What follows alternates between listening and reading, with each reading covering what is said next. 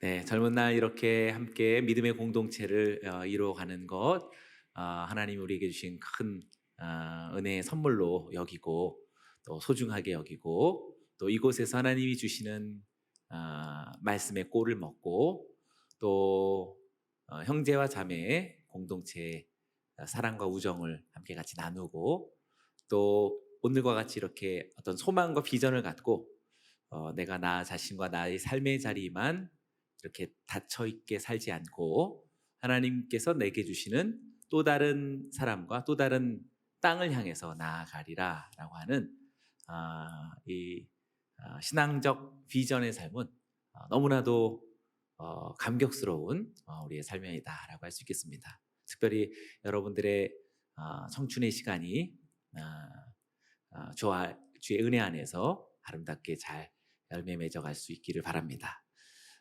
지난주에 여러분들의 그 바자회의 준비도 아주 훌륭했어요. 우리 성도님들의 큰 아주 기쁨을 오랜만에 여러분들 통해서 누렸던 것 같고 음식도 잘 만드신 것 같고요. 또 바자회 물품도 손질도 잘해서 우리 그 성인들의 아마 여러분들에 대한 굉장한 어떤 칭찬들이 참 많이 있었습니다. 그리고 오늘 우리 특순도 참 훌륭했어요. 우리 예배에서 여러분들 때문에 기도 소리가 더 크고 풍성해졌고 저는 개인적으로 이렇게 특순을 들으면서 그냥 막 안에서 막 어떤 열정이 막 솟아나고 이것이 맞구나. 우리가 열방을 향해서 살아가는 것이 합당하구나라는 사실을 여러분 특순을 통해서 느끼게 되었습니다. 귀한 유익과 은혜를 나눠주셔서 여러분 감사해요. 이번 금요일에 또 나고야의 여정을 통해서 여러분들에게도 물론이지만 우리 나고야에 있는 우리 성도들 또 아마 제가 듣기로는 교토와 또 오사카에 있는 많은 목사님들과 또 성도들을 만나서 그들을 축복하고 또 위로하고 또 중보하는 사역이라고 들었습니다. 아주 좋은 일정, 아주 귀한 주제를 가지고 나아가는 여러분들에게 풍성한 전리품이 있을 줄로 믿습니다. 옆 사람들에게 축복합니다. 엄청난 결실이 있을 것입니다. 네, 최고의 결실은 여러분들 자신입니다. 여러분 자신. 여러분들 안에 거하시는 하나님으로 인해서 새로운 마음, 또 새로운 소망, 또 새 영이 충만해진 여러분들이라면 또 다른 어떤 결실은 자연적으로 오는 것이겠죠. 여러분 건강하게 잘 돌아오시길 바라고 여러분 안에 그 나고야 이전과 또 이후의 삶에 아주 현저한 좀 전환점이 이루어지기를 원합니다. 오늘 7월 또 마지막 날이죠. 저는 이런 날 참 좋아하는데 7월 마지막 날이가 우리 하룻밤 자면 내일 8월 1일이잖아요.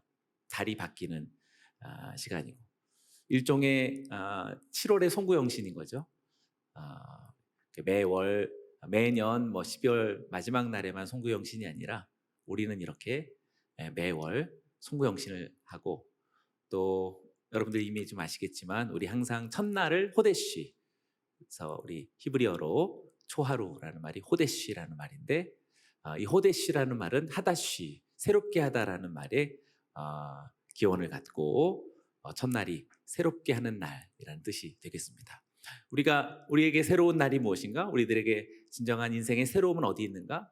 또 하나님 앞에 우리의 삶을 의탁할 때 그때 우리의 참된 새로움은 시작되는 줄 믿습니다. 여러분 여러 가지 고민하고 또 노력하고 준비하는 거 물론 필요하겠지만 전혀 새로움의 근원이 될 수는 없습니다. 주님 안에서 진정한 참된 새로움을 발견하고 또 새로운 8월이 여러분들의 인생에 시작되기를 축원합니다. 아멘.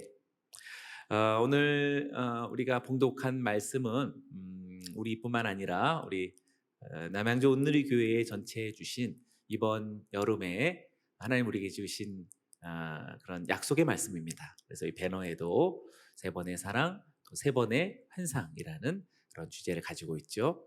음, 어, 우리가 기도 가운데 뭐 하나의 문구를 얻은 것이지만 원천 내용은 성서 속에서 오는 하나님의 작품입니다.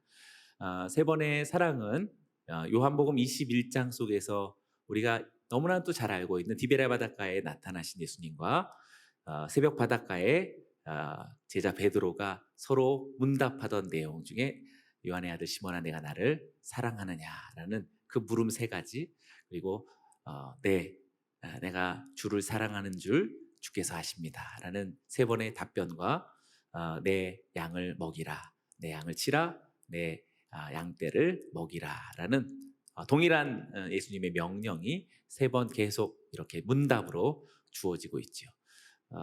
어떻게 보면 정말 새벽 바닷가에서 펼쳐지는 두 사람의 정말 아주 너무나 멋있는 우리 인생의 아마 한 단면을 보여주는 그런 장면이라고 생각합니다. 그리고서 요한복음 21장이 이제 맞춰져요. 그리고 한 장 딱 넘기면 사도행전으로 들어가게 되고, 사도행전이 시작되면서 조금 지나지 않아서 바로 베드로를 만나게 됩니다. 근데 요한복음의 베드로와 사도행전의 베드로가 뉘앙스가 많이 달라요. 시간은 거의 똑같은 시점 속에 있는 같은 베드로이지만 복음서의 베드로와 사도행전의 베드로가 전혀 다른 모습을 느끼게 되는 것은 무엇일까요? 바로 세 번의 사랑, 예수님의 물음과 대답 속에서 어느덧 베드로에게 새로운 회복이 있었고, 또 새로운 자신의 인생의 발견이 있었고, 그리고 새로운 삶의 여정이 시작됐기 때문에 한 장 차이이지만 전혀 다른 삶이 우리들에게 엿보이고, 그리고 조금 지나지 않아서 오순절 성령 강림이 이루어진 이후에 베드로가 얼마나 위대한 사도가 되는지 아시죠? 하루에만 수천 명이 주님께로 돌아오는 엄청난 일들이 있었습니다. 저는 오늘 이 성서의 이 그림, 명화 같은 이 장면이 오늘 여기 있는 여러분들에게 고스란히 드리워지고 여러분들의 인생이 되고 여러분들의 하나님이 펼치시는 삶이 되기를 주의 이름으로 축원합니다. 아멘. 자, 한 장을 이렇게 넘겼는데 장르, 우리가 성서의 장르가 여러 가지가 있죠. 이쪽의 장르와 이쪽의 장르가 달라요. 이쪽의 장르는 복음서라는 장르이고요, 예수 그리스도에 대해서 소개하고 있는 그런 장르이죠. 전기하고는 다릅니다. 예수님에 대해서 소개하고 있는 그 장르가 복음서입니다. 복음서는 총 4개의 복음서가 있죠. 4복음서가 있었고요. 한 장을 넘겨서 사도행전은 복음서가 아니에요. 이것은 역사서입니다. 복음서와 역사서라는 장르가 다른 두 가지가 있습니다. 그런데 복음서와 역사서가 이렇게 딱 연결되어 있는 것은 신약 성경에서 뭐 어쩌다가 이렇게 했지, 그 어쩌다가가 아니에요. 거슬러 올라가서 구약 성경을 보면 하나님께서 율법을 주시죠. 구약 성경의 첫 5권을 가리켜서 뭐라 그래요? 네, 구약 성경의 첫 5권의 책. 그렇죠. 네, 모세오경. 모세오경입니다. 모세오경의 장르는 뭐냐면 율법서입니다. 어떻게 보면 신약 성경에서 복음서와 비슷한 거예요. 그러니까 하나님의 말씀, 하나님에 대해서 이야기하는 율법서가 되죠. 그런데 율법서 바로 다음에 모세오경 다음에 나오는 책이 뭐예요? 한 장 넘기면 신명기 마지막 장을 넘기면 여호수아서죠. 여호수아서는 장르가 뭐예요? 역사서예요. 역사서. 이스라엘 백성들이 이제 출애굽 이스라엘이 마침내 정복 전쟁으로서 약속의 땅에 들어가는 전투하는 내용이고 정복해서 땅을 차지하는 내용이 되겠죠. 그러니 지금 율법서에 이어서 역사서인 여호수아서를 만난다라는 것은 복음서에서 예수님을 알고 믿은 주님의 제자들이 그냥 알고 믿은 것으로 살지 않고 구체적인 행전, 액츠로 나아가는, 행동으로 나아가는, 삶의 실천으로 나아가는, 우리의 삶의 역사로 나아가는 사도행전이 펼쳐지는 것은 너무나도 당연한 일이요, 마땅한 일인 줄로 믿습니다.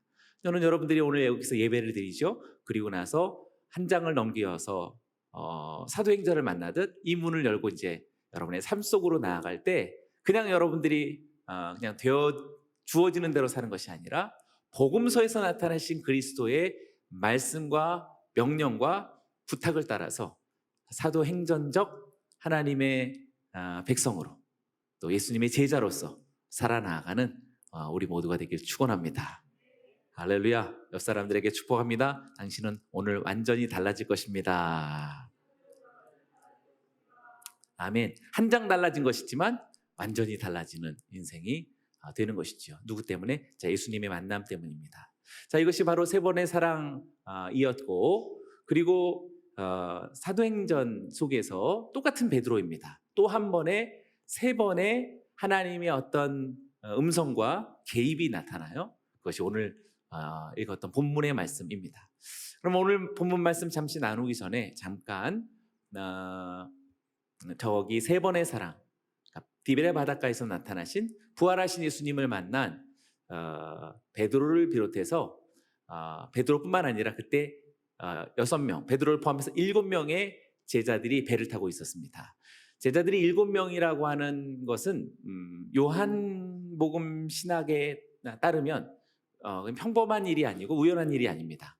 12제자는 아니지만 그러나 7명의 제자, 주님을 따르는 제자의 완전함이라고 말할 수 있습니다. 저는 오늘 여기에 지금 우리 청년이 다 있는 게 아니잖아요. 그렇죠? 아까 우리 목사님이 얘기하신 것처럼 또 지금 잠시 코로나로 인해서 잠깐 좀 격리 중에 있는 지체들도 있지만 그런 상황들을 다 고려했을 때 지금 여기 있는 우리 인원이 7명의 제자가 디베라 바닷가의 그리스도를 만난 것과 저는 동일한 이치라고 생각됩니다. 우리가 믿음으로 한다면 오늘 이곳이 주님을 만나기에 최적의, 여기 있는 여러분들이 최선의 사람들인 줄로 믿습니다. 아멘. 또 중요한 것은 그 배경이 특별합니다. 디베라 바닷가라고 이야기를 했어요. 근데 앞에 있는 우리 복음서 마태, 마가, 누가복음 공간복음서라고 말했을 때 공간복음서에서는 디베라 바다라는 명칭이 나타나지 않습니다. 그냥 갈릴리 바다라고 이야기하죠. 근데 요한복음은 그 이름을 싹 바꿨어요. 갈릴리 바다라고 하지 않고 디베라 바다라고 이야기합니다. 디베라 바다라고 하는 말은 디베라라는 말 속에서도 이렇게 느껴지죠. 티베리우스, 티베리우스 황제를 기념하는 그런 바다 이름이 됩니다. 마치 우리 일제 강점기 시대에 우리가 우리 고유의 명칭을 잃어버리고 일본식 이름을 많이 이렇게 땄죠. 좀 이제 굴욕적인 것이고 우리 그 고유한 유대인들에게 티베리우스의 바다, 디베라 바다다라는 것은 굉장히 좋지 않은 그런 의미입니다. 그러나 일부러 지금 요한복음은 디베라 바닷가에서 물고기를 낚으려고 밤새 수고했지만 아무것도 잡지 못했던 베드로의 배와 제자들을 7명을 우리에게 소개하고 있죠. 부활 이후의 제자들인데 디베라 바닷가에서 물고기 잡으러 가겠노라 라고 이야기하는 것에 약간 뭔가 좀 뉘앙스가 뭔가 조금 이건 아닌데 라고 하는 느낌이 좀 있죠. 아마 여러분들도 그런 느낌을 종종 갖지 않을까 싶습니다. 부활의 주님도 확신하고 성찬도 먹고 마시고 오늘 이렇게 예배를 드리고 또 내일 여러분들 어떤 풍경이 펼쳐질지는 잘 모르겠지만 그러나 굉장히 빠른 속도로 이건 아닌데라고 하는 것을 느낄 수 있는 분이 있을지 모르겠습니다. 근데 저는 오히려 어쩌면 그런 마음을 느끼는 분들은 은혜로운 분들이라고 생각됩니다. 왜냐하면 자기 자신을 무엇인가에 자꾸 비추어서 보고 있기 때문에 어떤 선한 양심이 우리에게 자꾸 무엇인가를 일깨우고 선한 근심을 갖게 한다라는 측면에서 이건 아닌데라고 하는 그런 마음은 저는 무척 건강한 것이라고 생각됩니다. 마치 부활을 경험한 베드로를 비롯한 7명의 제자들이 디베라 바닷가에서 물고기를 잡는 그런 모습은 물고기를 잡지 말자라는 건 아니죠. 어쨌든 우리는 그 생계를 이어가야 하고 경제적인 활동을 해야 되는 것이죠. 그런 것 자체를 부정하는 건 아닙니다. 그러나 중요한 것은 물고기 잡는 것이 우리의 인생의 목적이 될 수는 없는 것이죠. 아멘. 여러분 지금 다 직장이 있고 또 나름대로 여러분들의 앞날에 중요한 어떤 경제적 활동들을 해야 될 거 아니에요? 그 일들이 잘 되길 바라지만 중요한 것은 절대 그것이 내 목적이 될 수 없다라는 사실입니다. 여러분의 직업이 여러분의 인생의 목적이 아니다라는 사실을 동의하십니까? 아멘. 소중한 방편은 됩니다. 그러니 이것을 할 수도 있고 저것을 할 수도 있고 안 할 수도 있고 할 수도 있고 잘할 수도 있고 잠시 유보할 수도 있고 얼마든지 그것은 여러분들의 자유이며 여러분들의 선택에 따라서 달려있는 것이지만 목적은 변함이 없어야겠죠. 목적은 투철해야 되겠고 확고해야 되는 것이며 어쩌면 생명 다할 때까지 그 목적은 이루어져 가야 한다라는 그런 꿈을 갖는 것이 우리 청년들인 여러분들의 소망이 되어야 할 줄로 믿습니다.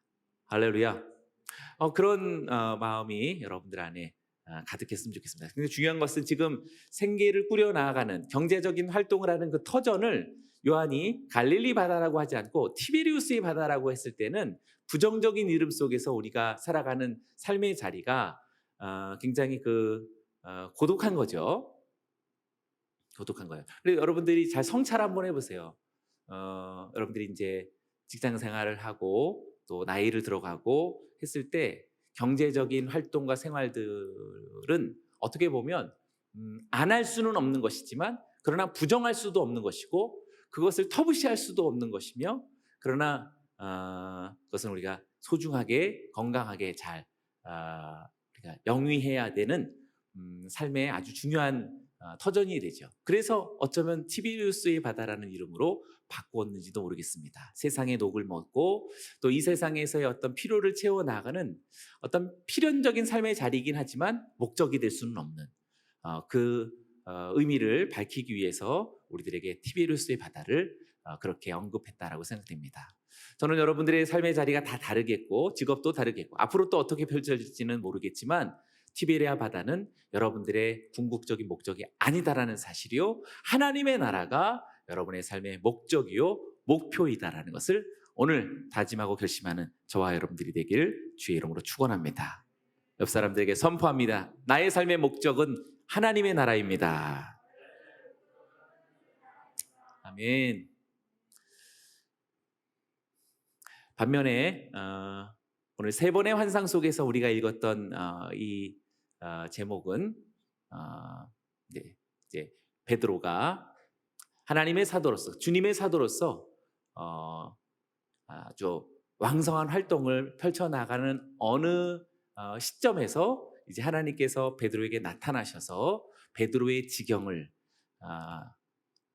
우리가 생각할 수 있는 어떤 범위를 넘겨서 마치 우리 저 배너에 걸려 있는 것처럼 요셉의 가지가 애굽 땅을 통치하는 제2인자의 어떻게 보면 성공적 삶을 살아가고 있는 요셉에게 아니 그렇지 않고 요셉의 가지, 요셉의 비전은 저 담을 넘어갈 것이다 라고 하는 그런 꿈을 펼쳐주시고 하나님의 나라를 확장시켜 주시는 것처럼 지금 오늘 우리가 읽었던 이 본문에서 나타나신 하나님의 환상은 베드로로 하여금 전혀 다른 지경으로 우리를 인도하시는 것이다 라고 말할 수 있습니다. 여기 우리 다윗 공동체의 청년들 여러분들의 신앙적인 활동과 모양 지금까지 아름답게 이어져 왔고 또 격려하고 또 여러분들 축복하고 싶습니다. 그러나 오늘 말씀을 통해서 그 지경이 또 한 번의 담을 넘게 되기를 주의 이름으로 축원합니다. 그래야만 합니다. 아니 나가서 오늘 7월의 마지막 날이죠. 오늘 7월에 우리들의 삶의 영토 우리들의 신앙의 지경은 8월을 맞이하면서 또 한 번의 담을 넘고 하나님께서 펼쳐주시는 새로운 지경을 개척해 나가는 것이 율법서 이후에 여호수아서를 만나듯 복음서 이후에 사도행전을 개척해 나가듯 저와 여러분들에게 마땅한 그런 결과이어야 한다라고 생각합니다. 전 기도합니다. 우리 다윗 청년부가 오늘로부터 여러분들의 영적 지경이 더 넓어지고 더 크신 하나님을 만나고 그리고 더 놀라운 하나님의 세계를 개척해 나가는 저와 여러분들이 되게 원합니다. 불신자들이 죽게 돌아오고 믿지 않는 가정에 주님의 복음이 역사하기 시작하고 그리고 여러분들의 영적 영향력이 손 닿지 않는 어떤 삶의 숨겨진 자리에 주님의 빛이 비추어짐으로 인해서 하나님이 기뻐하시는 그러한 청년이 되고 청춘이 되기를 주의 이름으로 축원합니다. 그런데 중요한 것은 지금 베드로가 그 환상을 보는 장소가 중요한데요. 지금 베드로의 사랑 문답이 있었던 자리가 갈릴리 바다가 아니라 좀 부정적으로 티베리우스의 바다이듯 지금 세 번의 환상을 듣는 장면도 사실 그 공간이 욥바 무두장이 시몬의 집에서 환상을 보는 것입니다. 욥바는 두로의 영향력이 있는 강하게 미쳤던 그런 곳입니다. 지역으로 말하면 단지파의 일부였지만 사실 페니키아의 영향을 받아서 아주 강한 우상 숭배가 강한 그런 지역이 욥바였어요. 그러나 공교롭게 지금 그 욥바가 야파하고 지금의 이스라엘의 텔아비브고 이스라엘 건국할 때 예루살렘이 수도가 되어야 되는데 온 아랍 연맹이 그것을 허용하지 않죠. 그래서 유엔의 중재로 예루살렘이 수도가 될 수는 없고 이스라엘에게는 임시 행정 수도죠. 그리고 그들의 마음속에는 예루살렘이 수도이지만 그러나 그렇게 법적으로 국제법으로는 할 수 없었기에 네, 야파 욥바를 가리켜서 텔아비브로서 이스라엘의 건국 이후로부터 수도가 됐던 것입니다. 그렇게 우리들에게 지금 유명한 곳이지만 사실상 내용으로 따져보면 굉장히 유대, 곧 하나님의 백성의 어떤 영향권으로부터는 좀 멀리 있는 이방의 어떤 영향이 강한, 아까 티베리우스의 바다와 같은 그런 의미 속에서의 야파, 욥바였던 것이지요. 그런데 그 중에서도 더욱더 베드로가 지금 어느 집에서 묵고 있었냐면, 며칠을 묵고 있었냐면 무두장이의 집에 묵고 있었다라고. 무두장이라는 말 좀 생소하죠? 그러니까 가죽을 다루는 사람을 가리켜 무두장이라고 이렇게 얘기를 합니다. 그럼 우리는 뭐 그런가 보다라고 하겠지만 유대인들에게 가죽을 이렇게 가공하고 다루는 사람은 어떤 사람이었어요? 정결한 사람이에요? 부정한 사람이에요? 당연히 부정한 사람. 왜 부정하겠어요? 당연히 가죽은 죽은 짐승을 다뤄야 되니까 죽은 짐승을 손대는 것 자체가 이미 벌써 부정한 사람인 것이죠.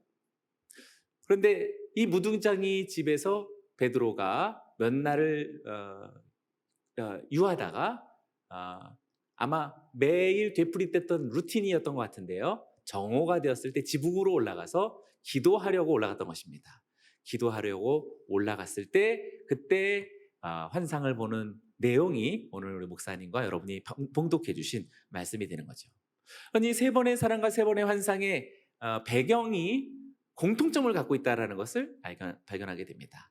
왠지 내 땅이 아니에요. 지금 티베리우스의 땅이고 지금 야파라고 불리는 욥바는 굉장히 우상의 어떤 영향이 강하게 드리워져 있을 뿐만 아니라 지금 자고 있고 하룻밤 묵고 있고 먹고 있고 생활하고 있는 자체도 어디예요? 무두장이의 집, 부정한 집에 내가 거하고 있다라는 어떤 세속사의 한 단면을 우리들에게 보여주는 것이다라고 할 수 있겠습니다.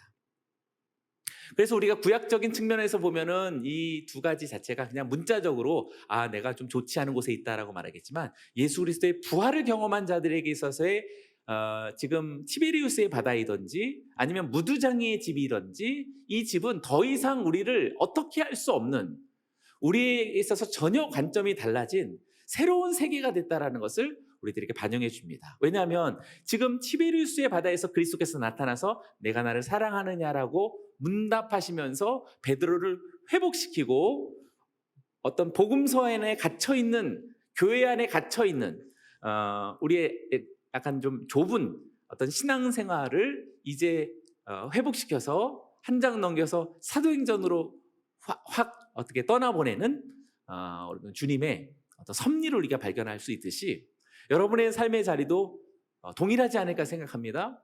여러분들도 아마 티베리우스의 바다를 지금도 물고기 잡으러 다니고 아마 내일 아침에도 출근하겠죠? 네,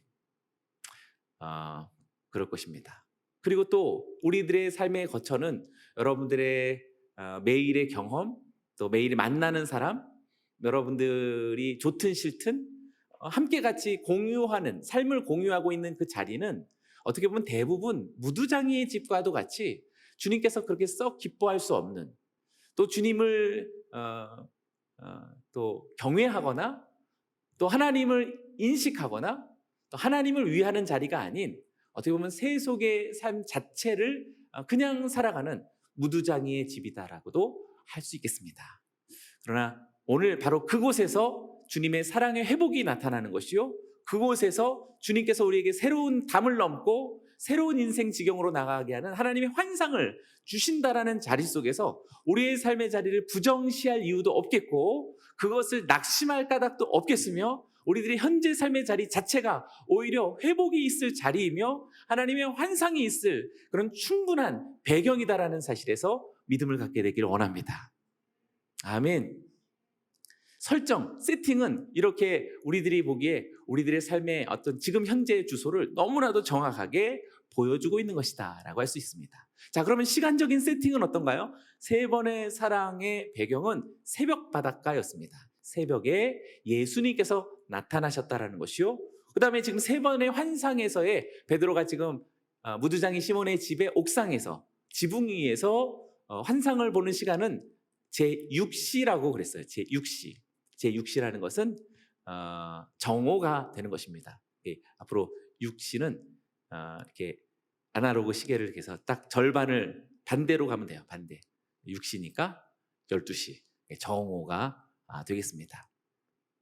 이것도 뭐 그런가 보다 할 수 있겠지만, 똑같은 베드로가 새벽에 만나서 회복되어진 주님의 사도가 되었다면, 이제 정오에 주님의 환상을 보고 새로운 경지로 나아가는 베드로가 된다는 것은 어떻게 보면 우리 인생의 큰 시계가 이렇게 돌아가고 있어서 내 인생이 지금 중천에 떠 있다라고도 할 수 있겠죠.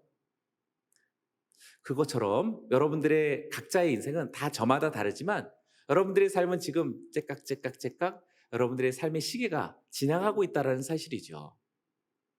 누가 많든지 적든지 중요하지 않습니다. 오늘 말씀 속에서 내 인생의 정점 속에서 하나님은 나에게 나타나서 환상을 들려주시면서 이제 담을 넘어서 새로운 지경으로 나아가 하나님의 뜻을 이루라 라고 하는 그 음성과 메시지가 바로 환상이라고 말할 수 있겠습니다. 오늘 7월의 31일이 이 저녁, 또 오늘 이 예배가 여러분의 삶 속에 있어서 정말 환상, 하나님의 환상으로서 여러분의 삶의 지경이 이제 담을 넘고 위대한 하나님의 뜻을 이뤄나가는 그런 복된 우리 청춘, 청년이 되기를 주의 이름으로 축원합니다. 할렐루야. 이제 세팅은 그런데 어떻게 보면 상황적인 설정도 우리가 조금 생각해 볼 수 있는 공통점이 있습니다. 첫 번, 세 번의 사랑에서 디베랴 바닷가에 예수님을 만나기 전 베드로의 상황은, 또 포함한 7명의 제자의 상황은 밤새도록 수고했지만 아무것도 잡지 못했다라고 하는 배경이 있었죠. 어떻게 보면 우리들의 인간적인 노력, 또 우리 소망이 이렇게 결핍되어져 있는 그런 자리라고 말할 수 있겠죠. 여러분들이 지금 많은 성취를 거두고 있는지는 모르겠지만, 혹시 그렇지 못하다고 한다면 오늘 딱 말씀을 의지해서 또 위로를 얻기 원하고, 여러분들의 아무것도 이루지 못한 여러분들의 결핍이 주님의 충만함인 줄로 믿습니다. 여러분들의 미약함이 주님의 강력함인 줄로 믿습니다. 여러분들의 실패가 주님의 성공과 성취를 이루는 줄로 믿습니다. 바로 그 설정이죠. 두 번째, 우리 세 번의 환상에서의 설정도 그런 상황적인 배경도 마찬가지입니다. 지붕 위에 올라갔어요. 정오에 지붕 위에 올라갔는데, 기도하러 올라갔는데 바로 그 다음 표현이 뭐냐면 배가 고팠다라고 말합니다. 기도하러 올라갔는데 배가 고파도 약간 좀 우스꽝스럽지 않나요? 예배하러 올라왔는데 바로 졸아. 뭐 비슷한 거죠. 뭔가 기도하러 갔는데 계속 맨날 잠만 자. 이런 약간 좀 마음은 있지만 충분치 않은 뭐 그런 겁니다. 목사님들도 마찬가지예요. 저도 주님 안에서 어떤 굳건한 어떤 새로운 의지와 결단이 있지만 이렇게 존다든지 딴 생각한다든지, 아니면 계속 핸드폰을 본다든지, 다른 것에 좀 관심이 자꾸 흩어진다든지, 이렇게 아주 충분치 않아요. 없는 건 아니지만 충분치는 않아요. 근데 여러분들도 좀 주로 그러지 않을까 생각해요. 근데 중요한 것은 매일 그래. 그게 좀 문제인 거죠. 그래서 오늘 여러분들이 마음은 있고 뜻은 진실한데, 그러나 나타나는 결과나 그 어떤 실제는 매우 미약한, 그리고 특별히 이렇게 뭔가 좁혀지지가 않는, 집중되지 않는, 힘을 발휘할 수 없는 그런 힘을 잃어가는 여러분들의 부재 속에 비로소 하나님의 환상이 나타남으로 하나님 스스로가 역전시키시다라고 하는 하나님의 이 계획이 오늘 여러분들에게 임하기를 주의 이름으로 축원합니다. 그래서 제가 만약에 오늘 그것을 도전하고서 이제 정신 바짝 차리고 살자라고 하면 어쩌면 저는 지금 인간론으로 가고 있는 거예요. 그렇다고 해서 여러분 잘 할지도, 저 자신도 사실 자신 없습니다. 그래서 우리가 주먹을 불 건지고 그래 이제 잘 해보자 라고 하는 것은 어떻게 보면 지금 유튜브 들어가서 자기 개발 뭐 이렇게 강의하는 사람들의 그 강좌 듣는 것이 더 나을 수도 있습니다. 오늘 말씀처럼 우리에게 그러한 부재의 상황이지만 주님께서 나타나셔서 환상을 주심으로 그 환상이 나를 이끌어가는 인생이 되어진다면 여러 차례 시도했지만 제대로 되어지지 않았던 여러분들의 불충분함이 하나님의 환상을 통해서 완전함으로 담을 넘고 지경이 넓어지는, 하나님께 칭찬받고 인정받는, 쓰임받는 우리 복된 주님의 제자들 되길 주의 이름으로 축원합니다. 옆 사람들에게 선포하십시오. 환상이 당신을 이끌어갈 것입니다. 아멘. 자, 이제 하나님의 방법을 잘 보면 이것도 역시 공통점이 있습니다. 사실 밤새도록 수고했다라고 하는 것은 다른 수고가 아니라 물고기를 잡으려고 했던 수고였죠. 그러나 구하지 못했다, 잡지 못했다라는 그런 배경이겠지만, 그러나 지금 세 번의 환상에서 하나님의 환상을 보여주셨을 때에는 하나님께서 먹을 것을 보자기에서 싸서 내려주시죠. 그래서 잡아먹으라라는 세 번의 명령이 주어지지만 베드로가 먹지 않습니다. 근데 앞에는 지금 먹으려고 해도 먹을 게 없었고, 그러나 지금 오후에는 먹으라고 하지만 먹지 않는, 약간의 두 가지가 이렇게 좀 상충돼 있고 이렇게 엇갈려져 있는 모습을 보게 되죠. 중요한 것은 공통점은 먹는다라고 하는 소재가 지금 이 두 이야기 속에 공통적인 배경을 담고 있다는 사실을 우리는 발견하게 됩니다. 또 이것은 명령에 있어서도 똑같아요. 디베라 바닷가에서 제자들을 예수님께서 초청하셔서 아침에 새벽 바닷가에서 식사를 할 때 와서 조반을 먹으라라고 새벽 바닷가로 초청하시죠. 그리고 지금 세 번의 환상은 위에서 보자기 같은 것이 내려와서 하늘 음성이 들려옵니다. 하나님의 음성이 들려오는데 베드로야 잡아먹으라 라는 일종의 어떤 음식, 양식으로서 우리들에게 어떤 배경을 설명하고 있다라는 사실에서 두 가지 이야기는 서로 이렇게 매칭이 된다라고 할 수 있겠습니다. 무슨 얘기냐? 지금 다 먹는 것을 소재로 해서, 먹는 것으로 시작해서 먹는 것으로 맞춰지고 있죠. 지금 식사들 하셨죠? 네. 여러분들하고 식사하고 싶네요. 먹는 소재는 우리 이어령 선생님이 이렇게 얼마 전에 소천하신 우리 이어령 선생님께서 먹다라고 하는 주제로서 아주 탁월한 성찰과 글들을 많이 남겨주셨습니다. 그만큼 우리들의 먹다라는 의미는 우리의 삶의 전역에 흩어져 있어요. 꼴을 먹다, 욕을 먹다, 뭐 다 이렇게 먹다라고 표현하죠. 우리들의 삶의 아주 일상적인 표현들이 대부분 다 먹다라는 것으로 표현이 되고 있습니다. 단순히 뭘 먹는 것만이 아닌 것이죠. 그런데 지금 이런 성찰은 우리 동양 문화권에서 우리에게만 있는 것이 아니라 사실 예수님께서 가르쳐 주신 예수님의 기도에서도 우리는 이것을 발견할 수 있습니다. 우리 주님께서 가르쳐 주신 기도를 잘 생각해 보면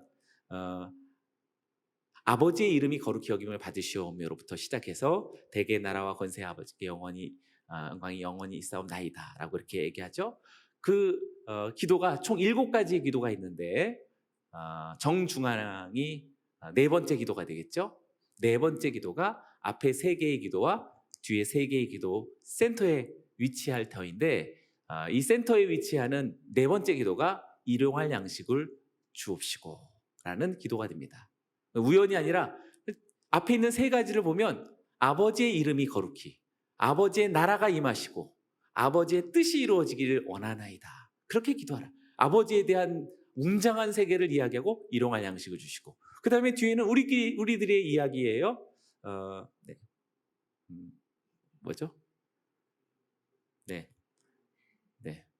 그러니까 우리의 죄를 사함같이 우리가 서로 죄를 사하게 해주시고, 시험에 들게 하지 마시고, 또 악에서 구하옵소서라고 하는 우리들의 삶에 있는 매우 일상적인 우리들의 삶의 아픔과 좌절과 심지어 악한 세계와 구원을 지금 요청하고 있다는 사실을 밝혀주고 있습니다. 그러니 지금 일용할 양식이라는 평범한 일상, 그냥 다 먹고 사는 거지라고 하는 아주 평범한 일상에 하늘과 땅이 이렇게 막 움직이고 있다는 사실을 발견하게 됩니다. 그러니 이 세 번의 사랑도 먹는 이야기였고, 세 번의 환상도 역시 먹는 이야기지만, 그냥 다른 거 다 버리고 먹는 거로만 얘기하면 어떻게 보면 우리가 쉽게 얘기하고 조금 싸구려 같이 얘기하는 거, 다 먹자고 하는 일인데 라고 하는, 모든 것을 다 의미를 막 상실시켜버리는 그런 말들이잖아요. 어쩌면 여러분들이 많이 지치고 피곤할 때, 또 여러분들이 그냥 좌절할 때, 그냥 입에 풀칠이나 하지, 막 이런 말들로서 우리의 삶을 무의미하게 이렇게 전락시켜버릴 때가 있다는 사실입니다.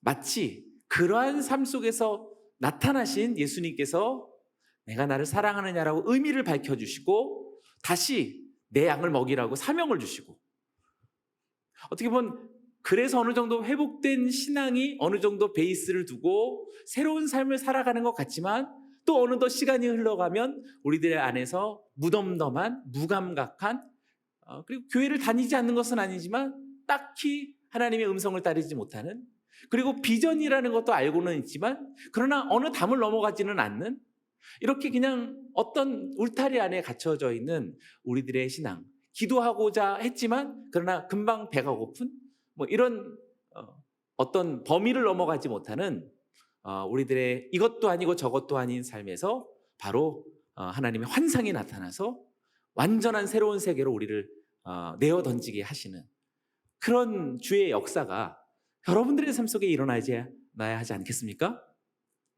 아멘. 아멘. 저는 여러분들에게 우리가 다 먹고 살아가는 아주 평범한 일상, 내일의 일도 아니고요, 어제의 일도 아닙니다. 바로 지금 우리가 먹고 살아가는 센터에서 일용할 양식이라고 하는 아주 상식적이고 아주 무미건조한, 매일의 그냥 너나 나나 똑같은 하루에서, 그 속에서 하늘의 놀라운 신적 사랑이 우리들에게 계시되어져야 되고, 또 하늘의 놀라운 환상이 우리들하고 어떻게 살아가야 되는지에 대한 엄청난 동력을 가져다 주는 것이 지금 오늘 이 말씀이라고 저는 생각합니다. 저는 이번 우리 나고야 아울리치를 통하여서 이전과 똑같은 어떤 여정이 아닌, 오늘 7월 31일 마지막 날을 지나가면서 여기는 저와 여러분들에게 매일 똑같은 삶이 이렇게 돌아가던, 되풀이되어졌던 그런 무료한 일상이 하나님께서 그리스도의 부활하심으로서 나타나셔서 사랑을 회복하게 하고 다시 우리로 하여금 위로와 회복을 주심으로 인하여서, 나아가서는 오늘 저와 여러분들에게 이전에는 결심할 수도 없었고 또 이전에는 다짐할 수도 없었던 엄청난 새로운 지경이, 삶이 여러분에게 시작되고 나타나기를 주님의 이름으로 축원합니다. 옆 사람들에게 선포하십시오. 당신은 달라질 수밖에 없습니다. 아멘. 세 번의 사랑은 예수님께서 직접 나타나신 예수님의 음성이었고, 세 번의 환상은, 오늘 우리가 본문 말씀은 성령님의 음성이었다라고 오늘 본문 말씀 이하를 보면 그 주체가 누군지 이야기합니다. 세 번의 사랑은 성자 그리스도의 나타나심이요, 또 세 번의 환상은 성령 하나님의 감동과 음성이었다라고 말할 수 있듯이, 성부 하나님께서 성자와 성령의 삼위일체적인 그 운행하심이 여기 있는 저와 여러분들의 인생을 송두리째 주장하시고 인도하심은 너무나도 당연한 일이겠죠.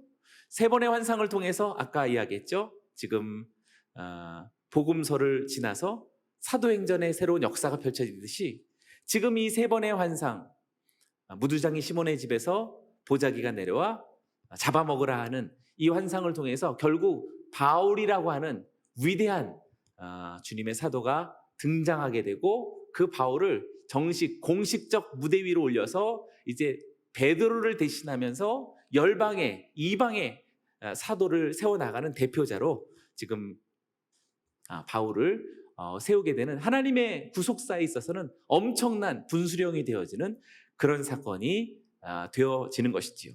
흔히 지금 세 번의 사랑을 통해서는 사도행전의 문이 열렸다면, 세 번의 환상을 통해서는 이방 세계의 문이 열리는 것이다 라고 말할 수 있겠습니다. 여기는 저와 여러분들도 그냥 똑같은 어제와 같은 오늘이 아니며, 그냥 내일은 오늘과 다름이 없을 거야 라고 하는 그런 무색무취의 의미 없는 매일의 삶의 반복이 아니라, 오늘과 같이 하나님의 성령의 감동과 환상을 따라서 전혀 새로운 인생으로 우리 다윗 공동체가 힘차게 우리 모든 성도들을 대신해서 또 대표해서 그런 삶을 우리 앞에 나타나 주시기를, 또 그렇게 될 것을 주님의 이름으로 선포합니다.